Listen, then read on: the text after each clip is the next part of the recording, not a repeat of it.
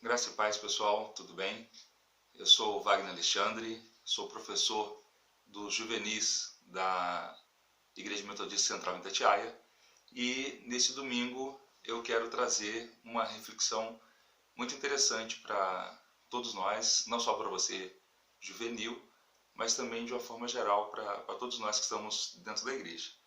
Então eu gostaria que você abrisse a sua Bíblia, o seu tablet, o seu celular, no segundo livro de Reis, no versículo 4. A gente vai fazer uma leitura, tá? E eu vou dar um tempinho para você achar, segundo livro de Reis, capítulo 4, a partir do primeiro versículo, que vai ser o texto básico da nossa lição nesse domingo.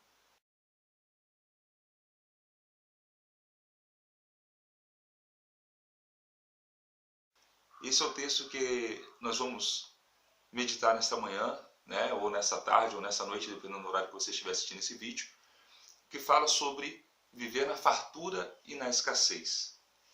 E nós temos como base da nossa lição esse texto que retrata a vida de uma mulher que era viúva, né? E especificamente a gente não vai falar sobre dinheiro, mas sobre o modo de vida que a pessoa viu, uma vida mais humilde, com dívida ou sem dívidas. E naquela época é interessante que quando os homens morriam, né, as viúvas eram responsáveis por saldar as dívidas. Hoje, na modalidade que a gente vive, já geralmente, né, a pessoa que faz um empréstimo, contrata um financiamento, não sei se vocês têm acesso isso aos pais de vocês, né, quem precisa fazer um empréstimo ou comprar um carro, ou fazer qualquer outra transação financeira, geralmente tem um seguro embutido. Então, se a pessoa morrer, se acontecer alguma coisa, aquela dívida automaticamente ela é saldada. Mas naquele tempo, né, as mulheres, as viúvas tinham esse encargo. E quando elas tinham filhos, né, os filhos trabalhavam e ajudavam a saldar as dívidas que os pais tinham deixado. Quando os pais, as viúvas, não tinham dinheiro para saldar essas dívidas, eles pegavam, se elas tinham filhos, e eram levados para serem escravos. Né? Veja bem a situação, né?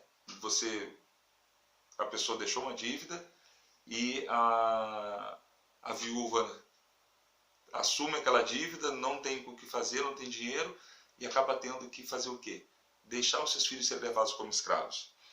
E com esse problema, o que ela faz? A primeira preocupação dela é o quê? Recorrer ao profeta. O profeta Eliseu. Né? Vocês conhecem a história do profeta Eliseu, que ele caminhou junto com Elias, e quando uma das coisas que ele tinha pedido a Deus era o quê? A porção dobrada do Espírito de Deus que havia sobre Elias. E isso foi feito. E aqui ela se depara nessa situação. Manda chamar o profeta Eliseu para poder explicar o que está acontecendo e pedir ajuda para ele. O interessante é que o profeta, ele olha para casa, né, para a casa dela e pergunta o que ela tem. O profeta poderia simplesmente chegar e falar assim, minha filha, você está precisando disso, então eu vou orar e Deus vai fazer milagre, vai aparecer o azeite dentro da sua botija. Não precisava nem a participação deles.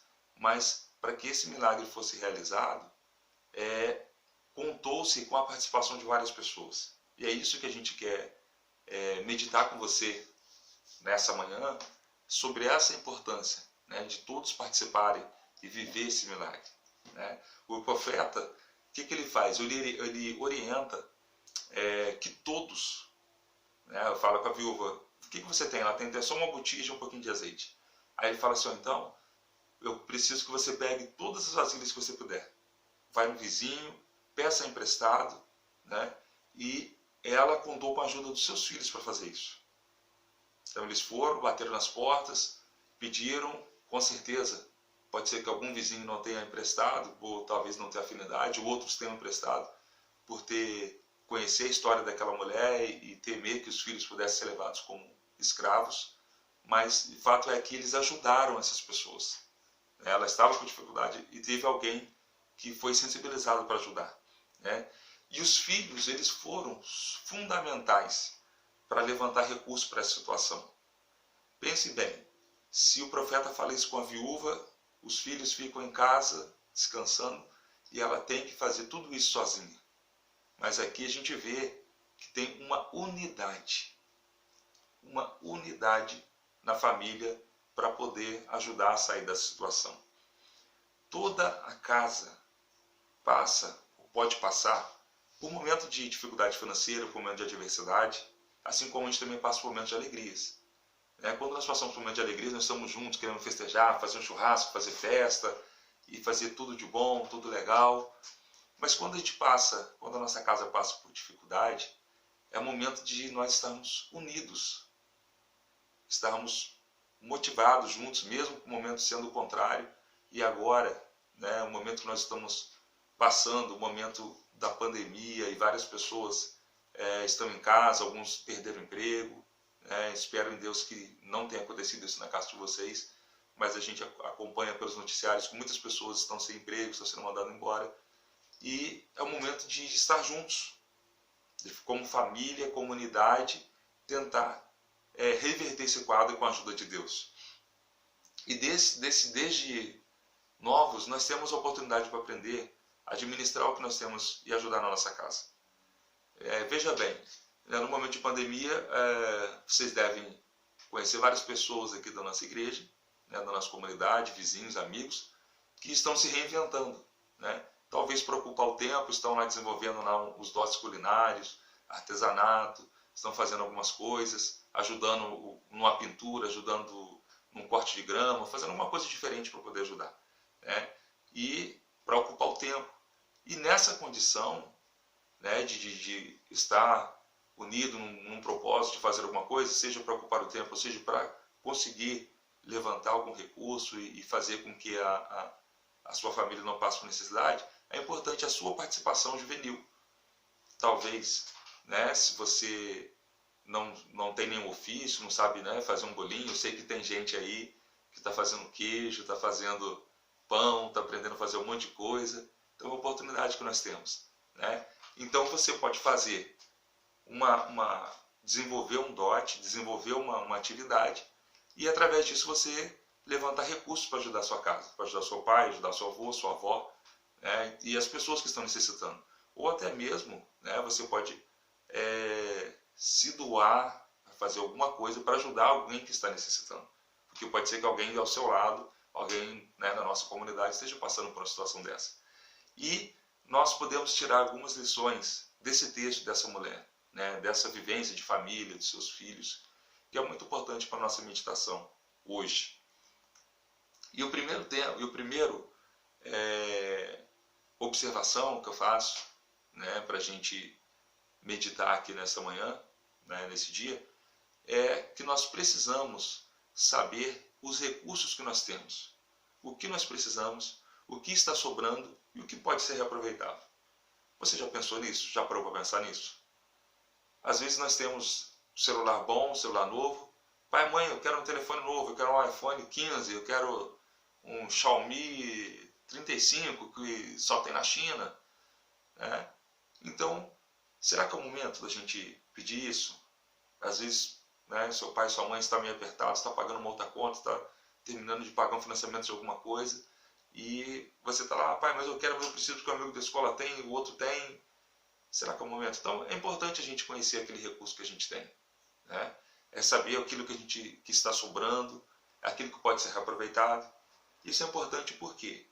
Porque às vezes você tem alguma coisa na sua casa que você está precisando, mas não está precisando tanto, não é máxima urgência, você não vai morrer se você ficar sem aquilo ali.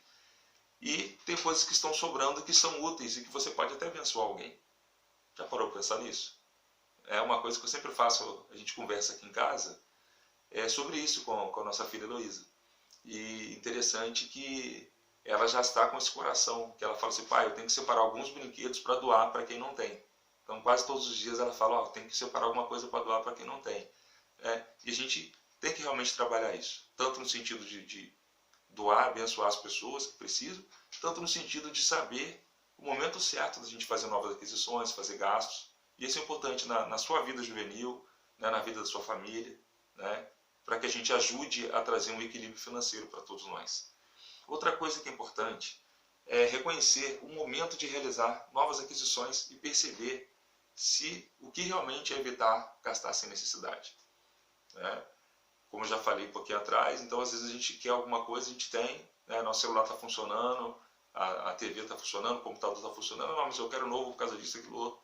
Então, pega o seu celular, dá uma faxina lá, dá uma limpeza nele, tira um monte de aplicativo que você não usa, ele vai ficar mais rápido, vai ficar mais acessível, e aí você instala aquilo que você precisa, né? E outras coisas, né? Uma roupa, um tênis, uma mochila nova, e várias coisas que você vai saber identificar o que realmente está sobrando, o que está faltando.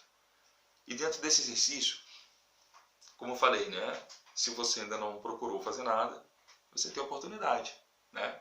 De tentar desenvolver um artesanato, tentar desenvolver uma habilidade com jardinagem, né? Mecânica. Às vezes seu pai está mexendo no carro, né? Você tem um colega que tem uma oficina mecânica, vai lá, ajuda, presta atenção, aprende, né? A parte elétrica de uma casa, uma pintura, né? E vários reparos. Quem tem um parente, alguém que é pedreiro, que mexe com isso, então é interessante você observar isso, né?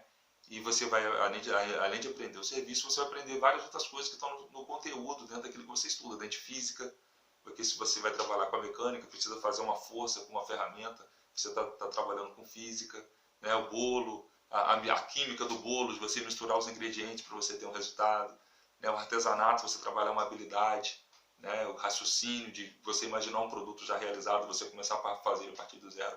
Então isso é muito importante, não só financeiramente, mas também para o nosso desenvolvimento intelectual, que eu acho que é muito importante. Seguindo, nós temos a segunda coisa, que é muito importante a gente atentar também, né? Nós precisamos aceitar ajuda quando houver necessidade. Nós não podemos ter vergonha ou orgulho quando nós precisamos de ajuda. Sei que talvez na idade de vocês isso seja assim um pouco complicado, né? Poxa, o orgulho, poxa, a pessoa vai trazer alguma coisa para mim na minha casa, o que as pessoas vão falar? Fique tranquilo. Se você estiver passando por necessidade, a gente aprende na nossa caminhada com Deus, que Deus usa pessoas para nos abençoar, né? E a gente vê que se a viúva não aceitasse essa ajuda, ela não teria azeite para vender. O que o profeta falou para ela? O que você tem? Ah, tem uma vasilha. Então pede emprestado, que quando o milagre acontecer, ela precisava de vasilha. Então ela precisava ter azeite, porque o azeite naquela época era uma troca, uma moeda, aquilo aí valia dinheiro, né? Sei lá se era igual um petróleo hoje, não sei, né? Acredito que nem tanto. Mas azeite era uma coisa muito valiosa, então ela podia vender, porque utilizava, né, o azeite nas lamparinas, utilizava para várias coisas. E aquilo ali realmente fazia com que ela pudesse converter aquele dinheiro e viver uma vida com seus filhos. E se ela não aceitasse ajuda, como é que seria?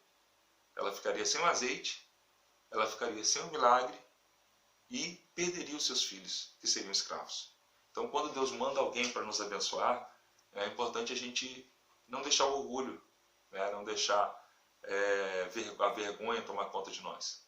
Nós passamos por momentos de dificuldade, nós podemos passar por dificuldades. Né? Deus não prometeu que todo mundo ia ser rico, todo mundo ia ser perfumado, todo mundo ia ter dinheiro, né? Mas Ele prometeu que estaria com a gente nos momentos de adversidades, nos momentos de luta, de dificuldades. E é isso que eu quero que você entenda nessa manhã. E outra coisa, Deus nos abençoa através de outras pessoas. E a gente não pode deixar o orgulho nos atrapalhar. Não podemos deixar o orgulho nos atrapalhar. Deus manda, tem uma historinha que o pessoal conta, né? Que a pessoa estava presa numa ilha deserta, aí passou um barco e pedindo: Deus me ajuda, Deus me ajuda. Aí passou um barco, passou um avião, passou um monte de coisa lá, e oferecendo ajuda: não, mas Deus vai me ajudar, Deus vai me ajudar. Depois Deus aparece e falou: poxa, né, a pessoa morre e vai para o céu: meu Deus, você não me ajudou. Eu falei: não, te ajudei, eu mandei o barco, mandei o navio, mandei o avião, você não quis aceitar ajuda, eu mandei até um peixe lá para te ajudar, e você não aceitou ajuda. Então a gente tem que parar e meditar nisso. Vamos prosseguir. O nosso terceiro item para a nossa meditação nesse dia também é que todos de casa devem participar. Cuidar da economia doméstica, né, não é só do pai, da mãe, do avô, da avó, mas é de todos nós. Né? Quando nós deixamos um pedido para mais para frente, um investimento em algum item, algum bem, alguma coisa mais para frente, que a sua família chega à conclusão que não é o momento para aquela aquisição, nós estamos ajudando no orçamento doméstico. né? Quando nós realizamos, né, como eu falei para vocês, algum trabalho, fazer um bombom para vender, fazer um bolo, fazer uma coisa para vender, que seja até para os colegas da escola, né? E você consegue levantar um dinheirinho, uma graninha, já é uma coisa que ajuda o orçamento doméstico. Com aquele dinheiro você compra as suas coisinhas, você compra aquilo que você quer e pode ajudar também em casa, né? E de qualquer outra forma, ajudando a pagar uma conta, ajudando a comprar alguma comida, fazer alguma coisa que vocês gostem, né? Isso é muito importante. Nós temos que ajudar a economizar e ajudar a levantar recursos, como fizeram os filhos da viúva. Uma coisa que é importante nesse momento agora que a gente está vivendo, né, que a gente está gravando no momento de pandemia, é que nós temos a oportunidade de estarmos mais tempo em família.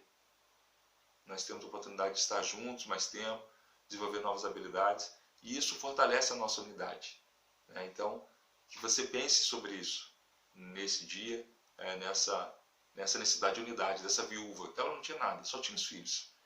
E se os filhos fossem levados, o marido já tinha ido, né, já tinha falecido, se os filhos fossem levados, ela ficaria, com certeza, viveria para o resto da sua vida como uma mulher amargurada, né? Ter perdido o marido, ter perdido os filhos e ainda de tudo por não ter condições de saldar uma dívida. E é importante, dentro desse contexto todo que eu estou falando com vocês, é que você é juvenil, né? Você está na fase de estudo, na fase de descoberta, na fase de crescimento, né? Daqui a pouco vem a faculdade, daqui a pouco vem o curso técnico, daqui a pouco vem as oportunidades de emprego. E uma coisa que é muito importante, né, é que você não deixe os seus estudos. Não deixe os seus estudos. Você tem oportunidade, se a sua família está passando dificuldade, ajude, desenvolva novas atividades, mas não deixe o seu estudo de lado. Isso é muito importante, pode fazer falta, pode não, com certeza vai fazer falta para você lá na frente, quando você precisar realizar um trabalho, quando tiver uma oferta de emprego, quando você quiser um salário melhor, isso vai fazer diferença para você. Então é importante, ajude agora, né? Semeie agora, vai plantando a sementinha, ajuda a sua família e lá na frente você vai ser imensamente abençoado e com certeza Deus vai honrar aquilo que você fez ajudando a sua família e vai mandar, se Ele não mandar os recursos para você, Ele vai mandar pessoas que possam te abençoar. Bom, bateria recarregada, né? Para a gente finalizar a nossa aula hoje, é importante que Eliseu orientou a viúva da seguinte forma: depois que você pagar a sua dívida, você vai viver do resto. É interessante que viver do resto, a gente vê que Deus deu uma medida transbordante para aquela viúva. Mas para que essa medida transbordante acontecesse na vida dela, foi necessário que ela pegasse vasilhas emprestadas, eles trabalharem em unidade, fazer uma organização entre família, unir com os filhos unirem com a mãe e pedirem aos vizinhos, receberem esse orgulho, e Deus derramou a bênção sobre a vida deles, né? Então eles tiveram a oportunidade de vender azeite, pagar a dívida que ela tinha e viver do resto. É como se tivesse um dinheiro aplicado hoje na poupança, num fundo de ação, alguma coisa assim, vivendo do resto. É isso que Deus faz, né? Deus nos surpreende quando nós temos essa atitude de estarmos ali alinhados com a vontade dele, com a direção dele. Outra coisa também, isso sugere também um outro ponto, a necessidade de administração. Porque quando ele fala assim que vai viver do resto, né, ela não poderia viver uma vida deliberada, né, de querer pegar o dinheiro, gastar com tudo, comprar tudo ao mesmo tempo, aquele dinheiro iria embora. Então ele fala, vive do resto. Então, ou seja, administra o resto para você não passar necessidade, para você não ter dívida. E você não ter o problema de, novamente, correr o risco de perder seus filhos. Né? Às vezes o profeta não passa, a gente lê o texto de lá em 2 Reis, 1 Reis, né, quando a gente vê os profetas, Elias, Eliseu, e aí, algumas pessoas o profeta passava sempre, né, na porta das casas, né, e essas pessoas eram abençoadas, mas os milagres não aconteciam todos os dias que os profetas passavam. Então às vezes os profetas viajavam de uma cidade para outra, passavam ali e naquele momento de adversidade era realizado um milagre, mas não era todo dia que o profeta estava naquela casa que tinha milagre. Então pense nisso, né? E a viúva, por isso que ele orientou a viúva, viva do resto. Senão ele poderia falar para ela assim, não, fique tranquila, o ano que vem eu passo, eu venho aqui, você pega as vasilhas de novo, a gente ora, Deus abençoe e as coisas acontecem. Não, Ele ensina o quê? Uma ideia de que ela teria que aprender a fazer administração daquele recurso que ela tinha. Outra coisa que é importante, né?